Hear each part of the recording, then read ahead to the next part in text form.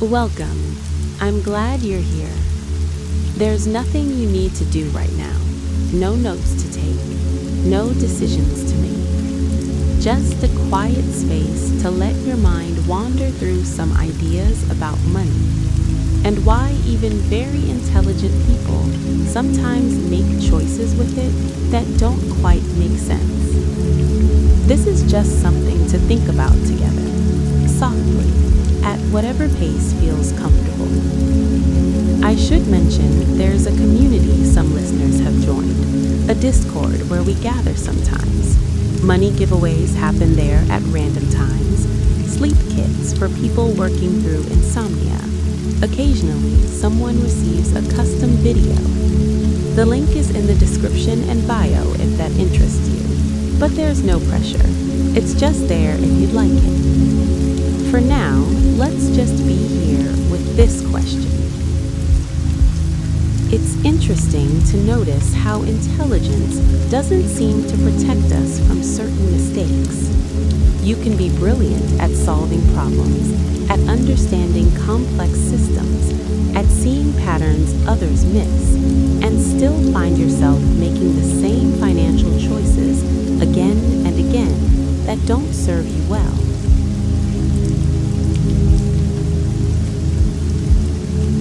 This isn't about education or information. Most people who struggle with money decisions aren't lacking facts. They know what compound interest is. They understand that spending less than you earn is wise. They've read the articles, heard the advice, and yet there's something else happening underneath the logic, something quieter and older than reason. The human mind wasn't designed for the financial world we live in now. For most of human history, there was no such thing as a retirement account or a credit score or invisible money moving through apps and websites. Our brains evolved to handle immediate, visible threats and rewards. The rustle in the grass, the fruit on the tree. Danger now, food now. Money exists in a different time frame. It asks us to feel urgency about things that might happen in 30 years. It asks us to feel calm about things that could happen tomorrow. This is already a mismatch. Smart people feel this mismatch acutely. They know intellectually what they should do, and then they watch themselves not do it. This creates a particular kind of confusion. Think about someone sitting at their computer late at night. They're tired. Work was difficult. They open a shopping website, not because they need anything specific, but because something in them is searching for a feeling. Relief, maybe, or control, or just a small moment where choosing something feels simple.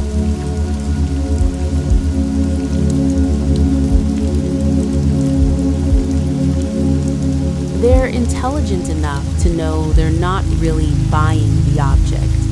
They're buying a few minutes of feeling different than they feel right now. But knowing this doesn't stop the behavior. In fact, sometimes knowing it makes it worse, because now there's shame layered on top of the original discomfort. The mind does something subtle here. It creates a story. I deserve this, or it's not that much money, or I'll balance it out next month. These aren't really lies, they're more like translations. The mind is translating an emotional need into financial language, trying to make the emotion make sense in terms of dollars. Intelligence can sometimes make this harder, not easier, because intelligent people are very good at building arguments. They can construct elaborate reasons why this particular purchase, this particular choice, is actually quite reasonable if you think about it from this angle. And they're not being dishonest. They believe the argument while they're making it. The mind is doing what it's designed to do, which is create coherence. We don't like feeling split between what we know and what we want. so the mind works quickly to build a bridge between them. By the time the bridge is built, the purchase is made. There's another pattern that appears often. Someone earns more money. Their income goes up, sometimes substantially, and somehow, almost mysteriously, their financial stress doesn't decrease. Sometimes it increases. They look at their bank account and feel the same tightness they felt when they were earning half as much. This isn't about greed or materialism, though it's easy to judge it that way. It's about something called reference points. The mind doesn't experience money in absolute terms. It experiences it relative to what feels normal. When your normal shifts, the feeling of enough shifts with it. You're not comparing your life to your life 5 years ago. You're comparing it to the lives around you now, to the neighborhood you moved into, to the restaurants your colleagues talk about, to what seems standard in your new context. The mind recalibrates constantly, and it does this without asking permission. Smart people notice this happening and feel frustrated by it. They remember being happy with less. They can see clearly that they're on what's sometimes called a hedonic treadmill, but seeing the treadmill doesn't make it stop moving. Consider the relationship between control and money. Many intelligent people grew up in situations where money was unpredictable. Maybe there was never quite enough. Maybe there was enough, but it came with tension, with arguments, with anxiety hovering in the background of family dinners. The child experiencing this learns something deep in their body, deeper than words. They learn that money equals safety or danger, that having control over money means having control over survival. Not actual survival in most cases, but the feeling of survival, which to the nervous system is the same thing. Years later, that person might be financially stable, might have savings and security, and still feel that old vigilance. They check their bank balance multiple times a day, not because they need to, but because the act of checking soothes something. Or they avoid looking at all because looking triggers that old danger feeling, and avoidance becomes its own kind of management.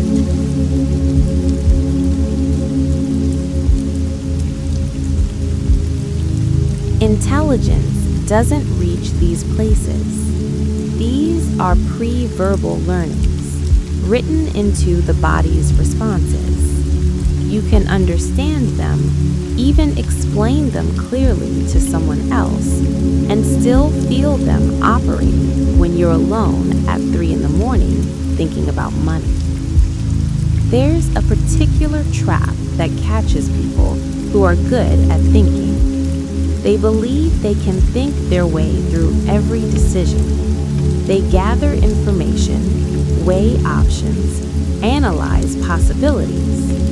This works well for many things. It works less well for decisions that are fundamentally about fear or desire or identity. Someone might spend hours researching the optimal investment strategy, comparing expense ratios and historical returns, building spreadsheets that account for multiple scenarios. And this feels productive. It feels like intelligence in action. But underneath the research, there might be a simple terror about the future that no amount of optimization will touch. Or there might be a story about what kind of person invests in this way versus that way. These deeper currents determine the decision more than the research does, but they're harder to see because they don't speak the language of data. The research becomes a way of not feeling the feeling. It's sophisticated avoidance, and smart people are exceptionally good at sophisticated avoidance. Money has this quality of being both completely arbitrary and absolutely real.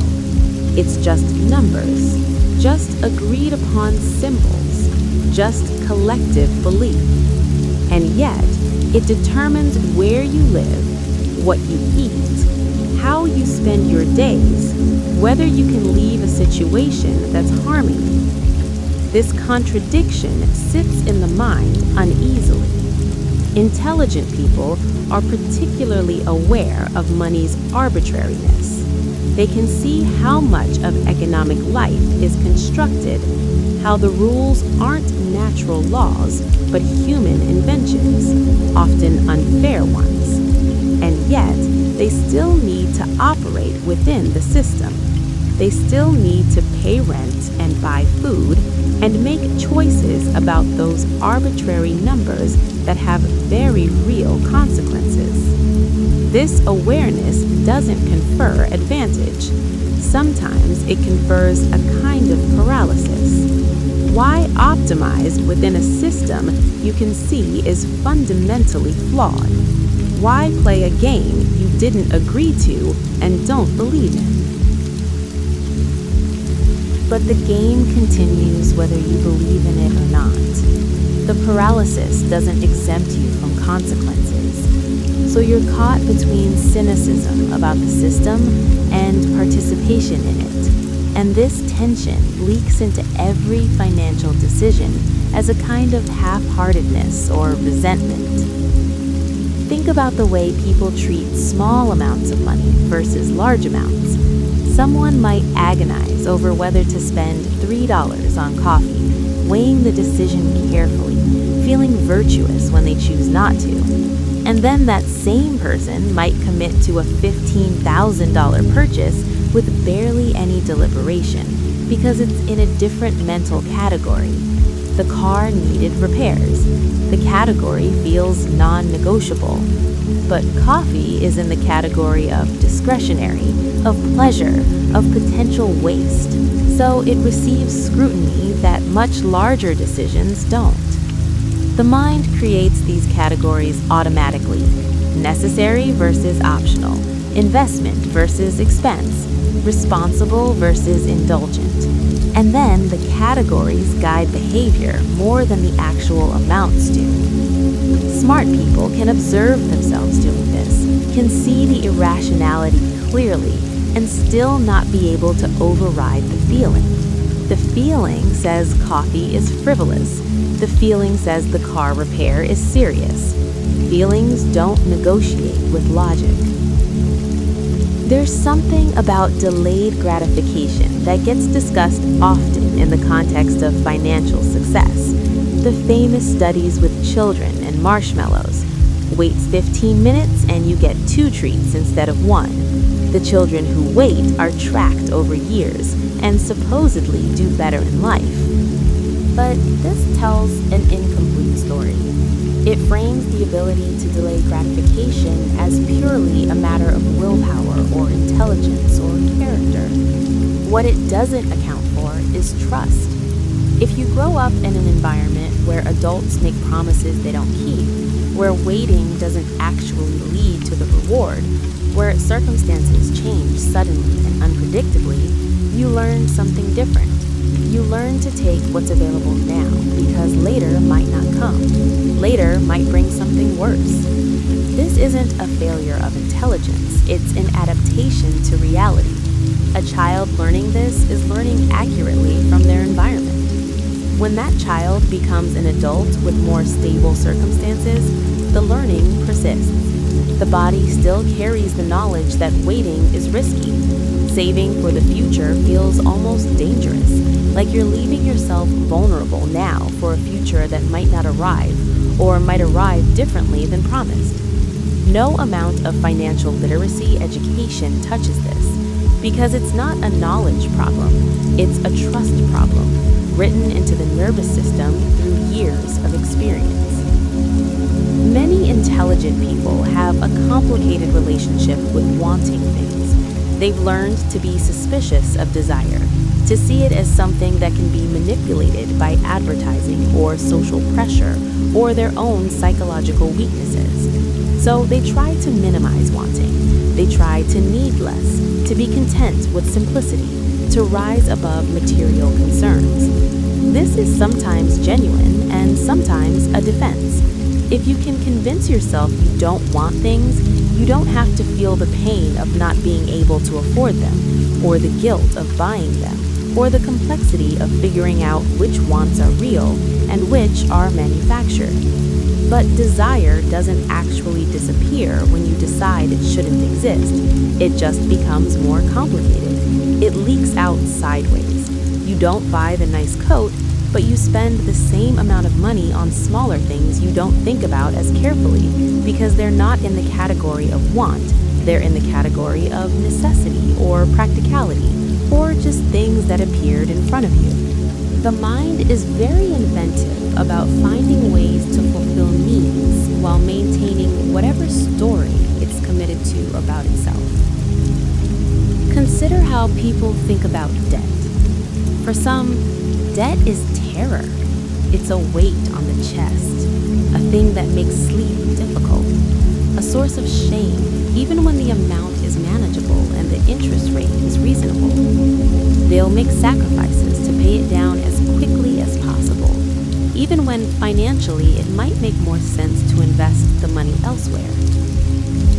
For others, debt is abstract, numbers on a screen that don't quite feel real.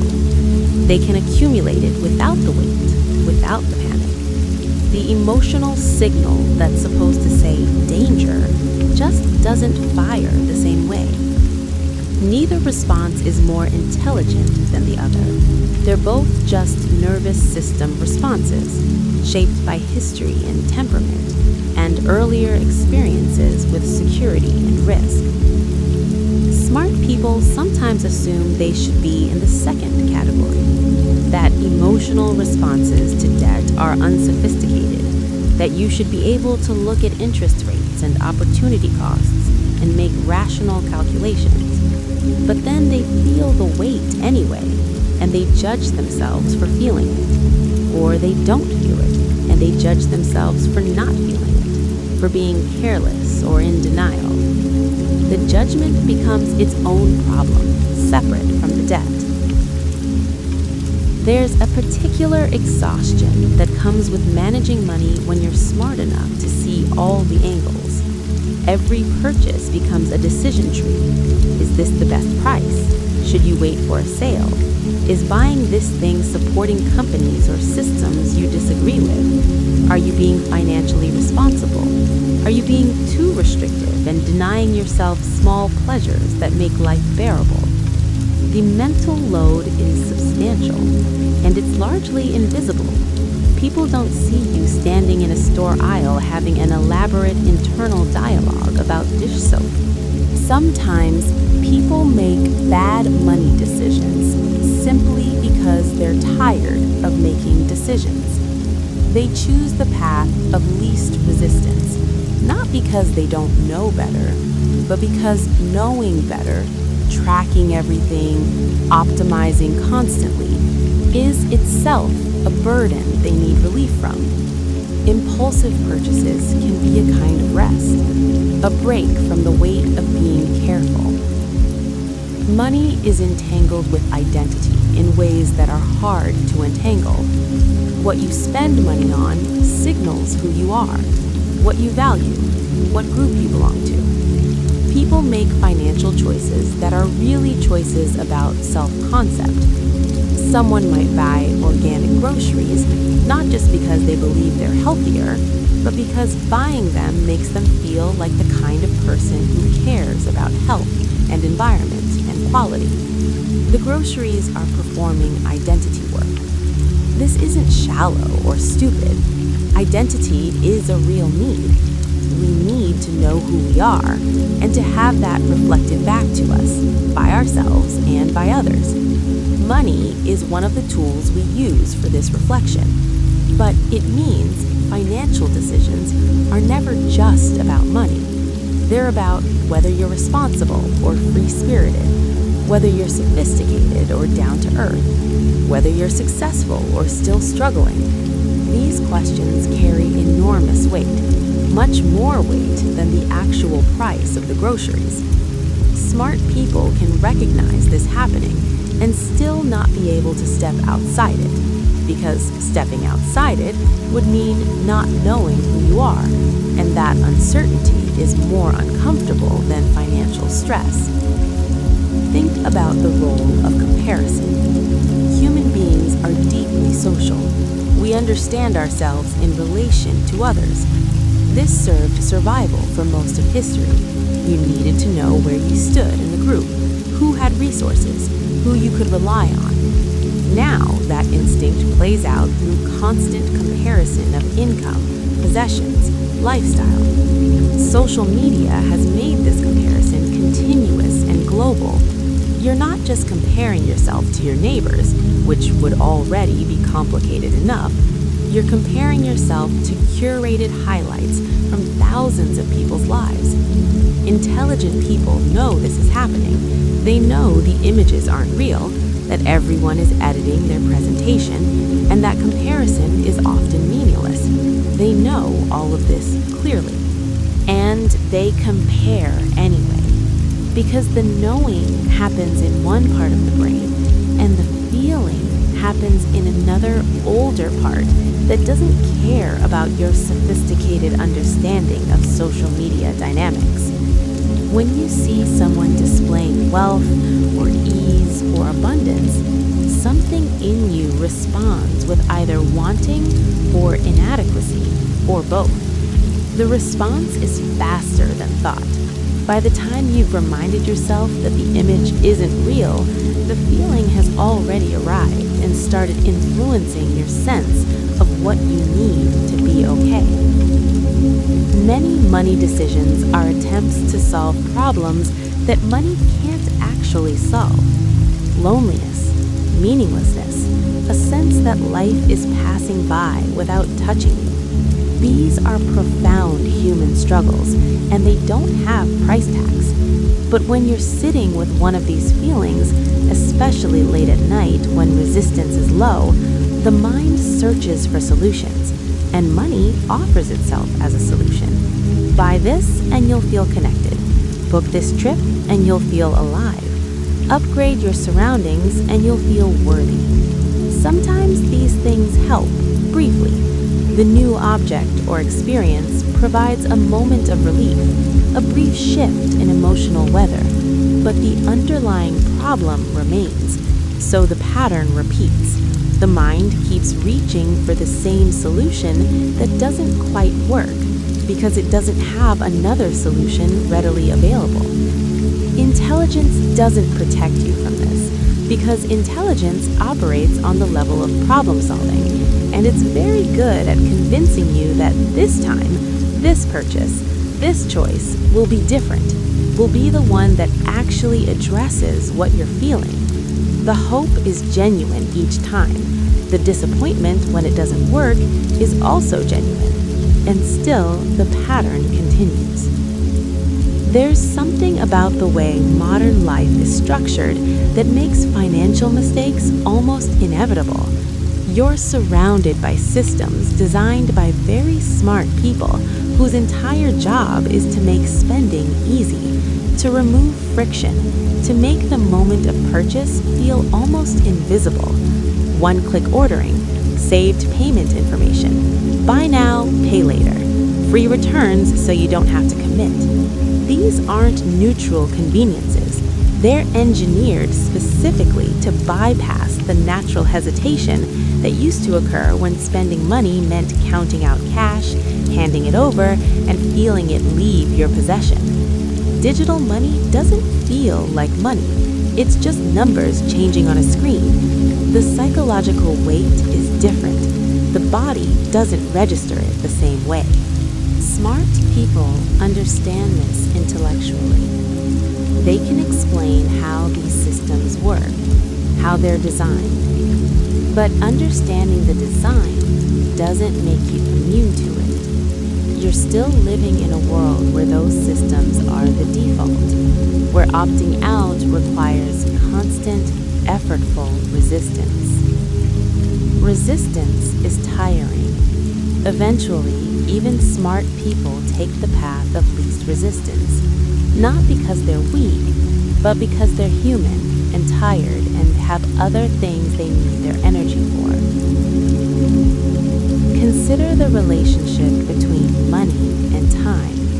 When you buy something, you're not just spending money, you're spending the time it took to earn that money. In a very real sense, you're trading hours of your life for objects or experiences. Some people think about this explicitly and find it clarifying. They calculate their hourly wage and then think about purchases in terms of hours worked. Is this worth 6 hours of my life? 12 hours? But for many people, this calculation creates a kind of despair, because if you follow it honestly, very few purchases feel worth the trade. The job that earns the money might not feel meaningful. Trading your finite hours for it, and then trading the money for things you don't deeply need, starts to feel like a double loss. So the mind protects you from thinking about it too clearly. It keeps money and time in separate categories. Money is just money, time is just time, and don't look too hard at how one converts into the other. Smart people sometimes force themselves to look at this connection, thinking it will make them more disciplined. Sometimes it does. Sometimes it just makes them sad about the entire arrangement.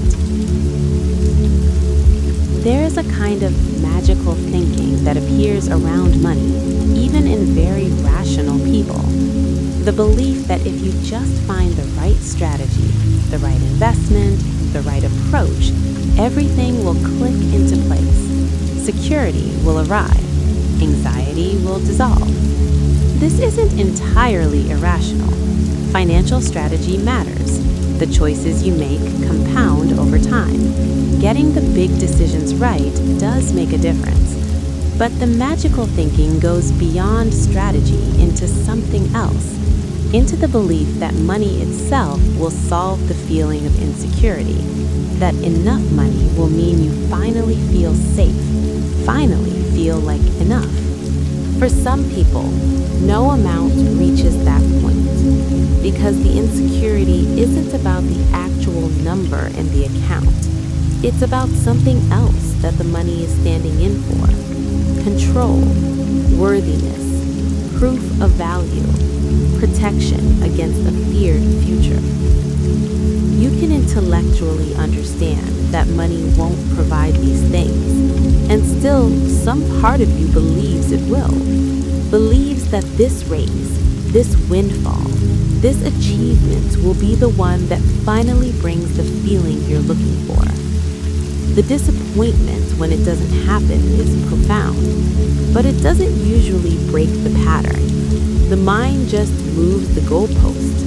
Next time, the next milestone, that's when it will finally feel different.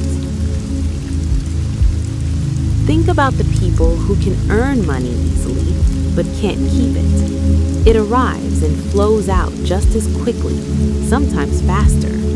This gets judged harshly, seen as immaturity or irresponsibility or lack of discipline. Sometimes it's simpler than that. Sometimes it's just that holding on to money creates more anxiety than spending it. The having feels dangerous, like something that could be taken away, like something you don't deserve, like a responsibility you're not sure you can manage. Spending it brings relief, returns you to a familiar state. Being without creates a kind of clarity, of simplicity. You know where you stand. The ambiguity of having resources but not knowing what to do with them, not trusting yourself with them, disappears. This pattern can repeat for years, for a lifetime, even in someone who understands it clearly. because understanding doesn't change the underlying feeling that having money is more uncomfortable than not having it. Many financial mistakes come from a simple mismatch between short-term self and long-term self. Your present self wants comfort now. Your future self needs security later. These selves are both you, but they have different priorities, and they can't easily negotiate with each other. When you're making a decision, your present self is vivid and immediate. The discomfort, the desire, the stress, the wanting, it's all happening now in your body and your awareness. Your future self is abstract, a concept. You can imagine them, but you can't feel them. So naturally, the present self's needs feel more urgent and real. Choosing the future self's needs requires overriding what feels real in favor of what you think should matter. This is a hard thing to do consistently. Smart people can hold both perspectives mentally. They can describe clearly why the long-term choice is better. But when it comes to the actual moment of decision, the present self is usually louder.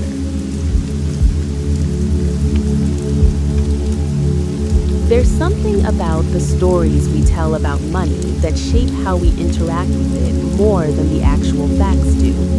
If you grew up hearing that money corrupts, or that wanting it is shallow, or that people with money are somehow less authentic, those stories don't just disappear when you encounter different information. They live in you as a kind of background belief that influences choices in ways you might not notice. You might sabotage your own earning or saving without realizing you're doing it, because some part of you believes that having more money would make you one of those people, the ones the stories warned against. Or maybe the story was different.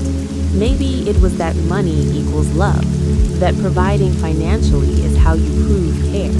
So you overextend yourself. You sacrifice your own stability to give to others because money and care are so entangled in your understanding that separating them feels impossible.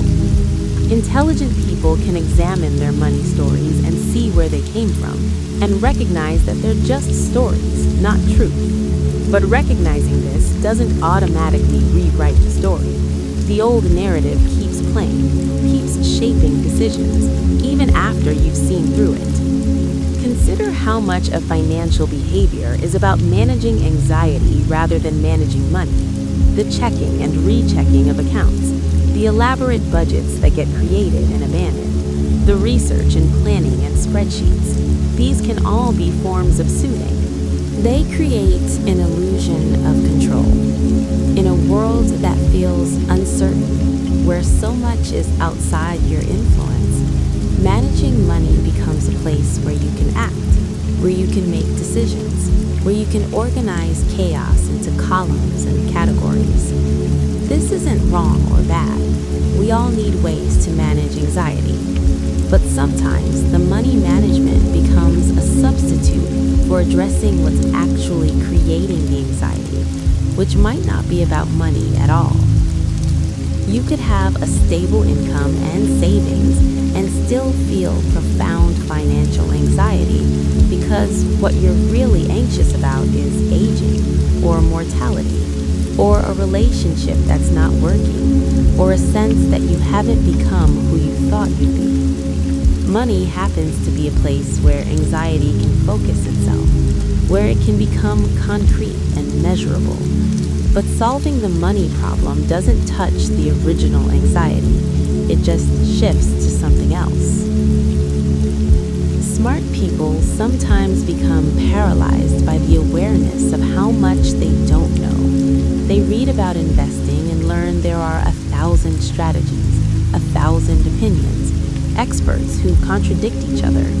They try to find the right answer and realize there isn't one clear right answer, just probabilities and trade-offs. This can lead to a kind of frozen analysis. Safer to do nothing than to do the wrong thing. Better to keep money in a savings account earning almost nothing than to risk it in investments you don't fully understand.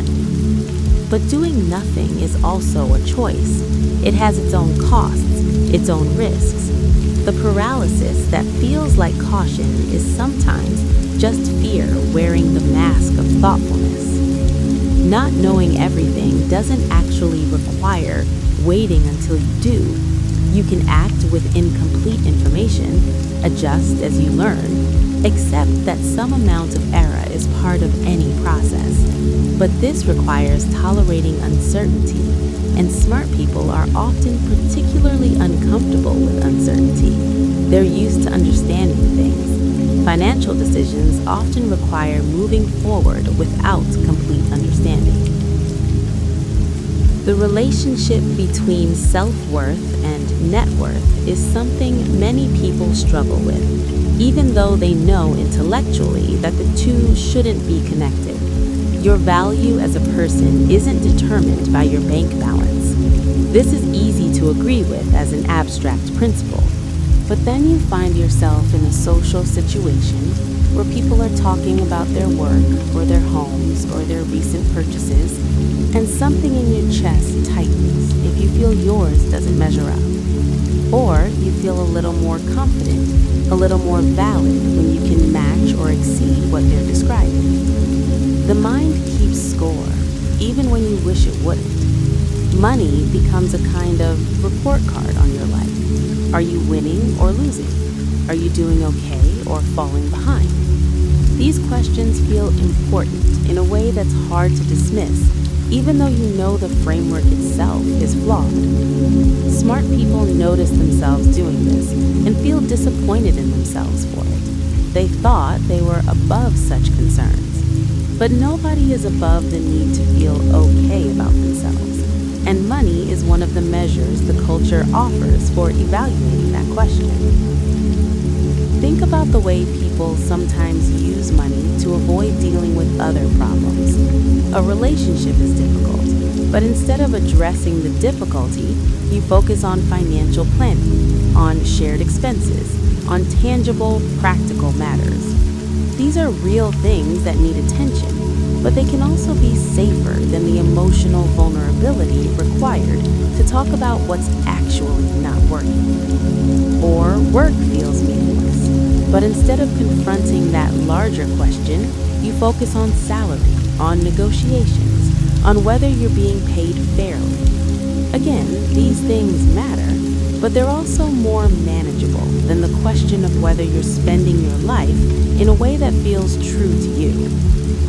Money becomes a place to put feelings that don't have anywhere else to go.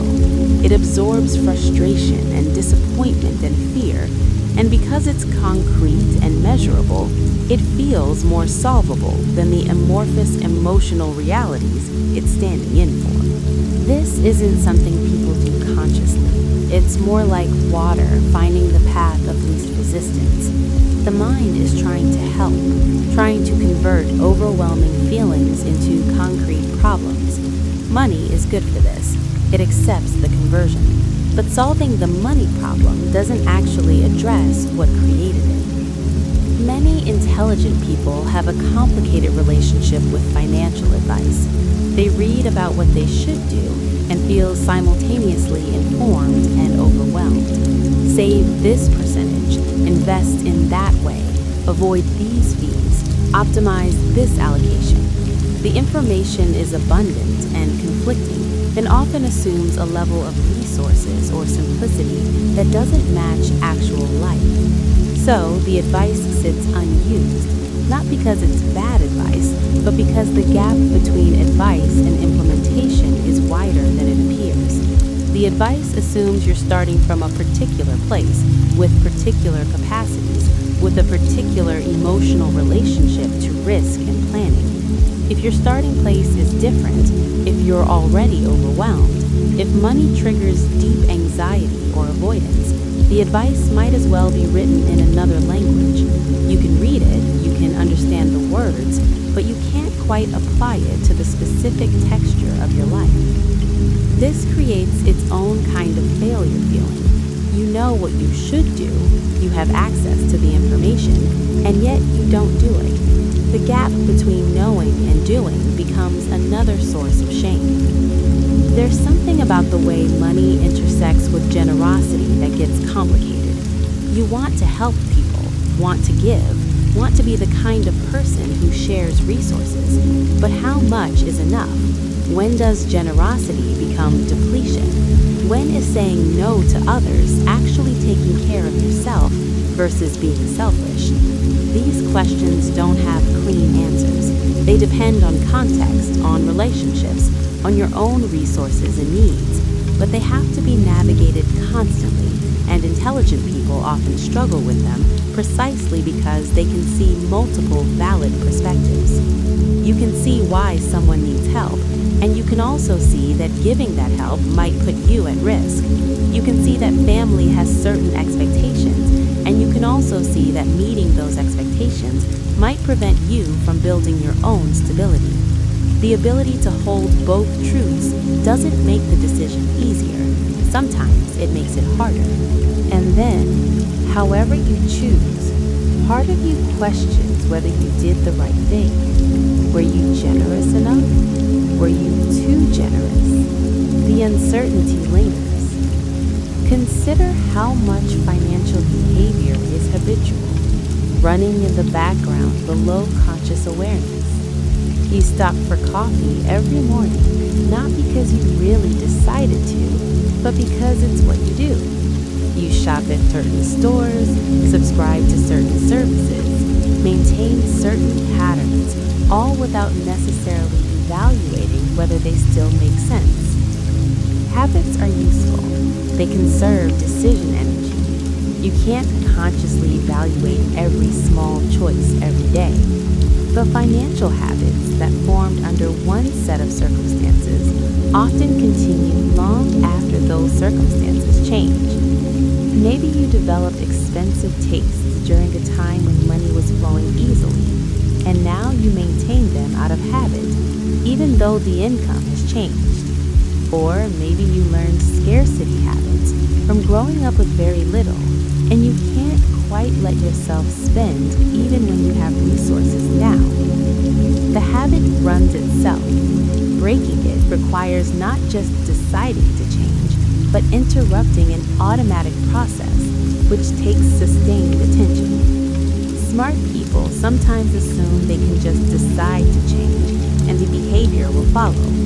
But habits live in a different part of the brain than decisions do. They need different kinds of intervention, more patience, more forgiveness for the times you slip back into the old pattern. There's a particular kind of suffering that comes from caring about money and also feeling like you shouldn't care about it. Like caring too much reveals something shallow about you. So you try to care less, to be more spiritual or philosophical about it, to rise above material concerns. But bills still exist, rent still exists. The question of how to live in the actual world with its actual requirements still exists. You can't opt out through attitude alone. So you're caught. Caring feels bad. Not caring is impossible. The conflict itself becomes exhausting, and the exhaustion makes clear thinking harder, which leads to worse decisions, which creates more conflict. Smart people sometimes try to intellectualize their way out of this. They construct elaborate philosophies about money and meaning and what matters. And some of these philosophies are beautiful and true, but they still have to pay rent. The philosophy and the necessity exist in parallel, often not quite touching. Money has a way of showing you where you are with yourself, whether you trust yourself to make good decisions, whether you believe you deserve security, whether you can tolerate uncertainty, whether you're able to ask for help, whether you're comfortable receiving. These aren't money questions exactly. They're questions about relationship with yourself and the world. But they surface around money because money is one of the places where these deeper patterns become visible and consequential. Someone who struggles with self-trust might second-guess every financial decision until the decision-making itself becomes paralyzing. Someone who doesn't feel deserving might find ways to ensure they never quite stabilize financially. Someone who can't tolerate uncertainty might either avoid all risk or take too much of it, swinging between extremes. Seeing these patterns is helpful sometimes. It can bring awareness, which is the beginning of change. But awareness alone doesn't change the pattern. The pattern has roots that go deeper than conscious understanding. It takes time to shift these things, and patience, and often support.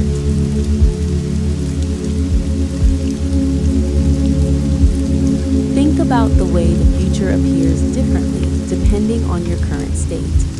When you're tired or stressed or discouraged, the future looks dark. Saving for it feels pointless. Why sacrifice now for a future that seems unlikely to arrive or unlikely to be better? When you're rested and hopeful, the future opens up.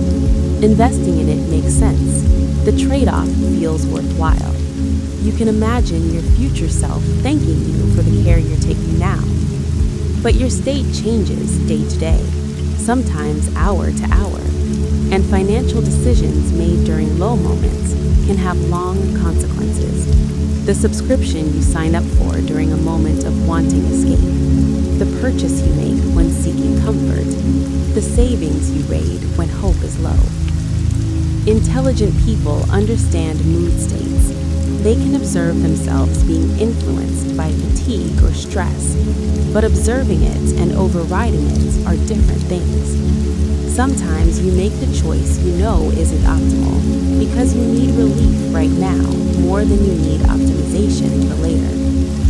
The future is always uncertain, and the present is always immediate. Our systems are built for the immediate. Everything else requires efforts and imagination and a kind of faith that the future will matter.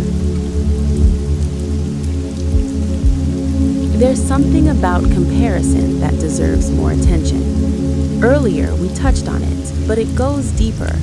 Comparison isn't just about seeing what others have. It's about constructing a sense of normal. Your mind needs to know what normal is so it can determine whether you're okay or not. But normal is contextual. It shifts based on who you're comparing yourself to. If you're surrounded by people with more resources, your sense of what's necessary expands. The things that seemed like luxuries begin to seem like basics. This isn't superficial. It's the mind trying to calibrate, trying to determine the baseline for okay. The problem is there's always someone with more. The calibration never settles. What seemed like enough becomes not enough once you're aware of the next level up. And intelligence makes you aware, makes you see the distances, the gaps, the ways in which your situation differs from others. This awareness can motivate sometimes. It can show you what's possible, but it can also create a kind of endless hunger, a sense that wherever you are isn't quite enough because you can see further. Many money decisions are attempts to control the uncontrollable. You can't control whether you get sick, whether the economy shifts, whether your industry changes, whether relationships last. But you can control your budget. You can control whether you save. You can control what you spend money on. Except you can't, really. Not completely. Life intervenes. Unexpected expenses arrive. Your willpower varies. Your circumstances change. The control is partial at best. But the attempt at control is what we have. It's the place where agency lives. So people pour energy into budgets and plans and strategies, not because these things guarantee outcomes, but because they provide the feeling of doing something, of not being completely at the mercy of chance. Smart people sometimes recognize this and then don't know what to do with the recognition. If control is an illusion, should you stop trying? But not trying feels like giving up, like passivity. So you continue the practices of control while knowing they're insufficient. The knowing doesn't resolve the need. There's a weight to financial responsibility that isn't often acknowledged. You're supposed to make good decisions not just for yourself now, but for your future self, and if you have dependents, for them. Every choice carries this weight. Every purchase is measured against these multiple needs. This is exhausting in a particular way. You can't just want something and get it. You have to run it through layers of evaluation. Is it responsible? Is it wise? What is this choice taking away from other possible choices? Sometimes people make impulsive financial decisions simply to escape this weight for a moment, to not have to evaluate, to just want and have without the analysis. This isn't irresponsible so much as it's a brief break from responsibility, which is a real human need. But the break costs something. It creates exactly the kind of consequence that makes the weight heavier later. So the cycle continues. Burden, escape, more burden. Intelligence sees the cycle but doesn't easily break it, because intelligence alone doesn't address the need for relief from being careful all the time. Let your mind rest here for a moment with these ideas, not trying to solve anything, just noticing how money moves through life in ways that are rarely simple, rarely just about the numbers, always entangled with who we are and who we fear we might become, with past and future, with hope and anxiety, all of it flowing together in ways that make perfect sense and no sense at all. And perhaps that's just how it is, complex and human and imperfect, and that's all right. That's just the texture of being alive in a world where these abstract symbols somehow carry so much weight.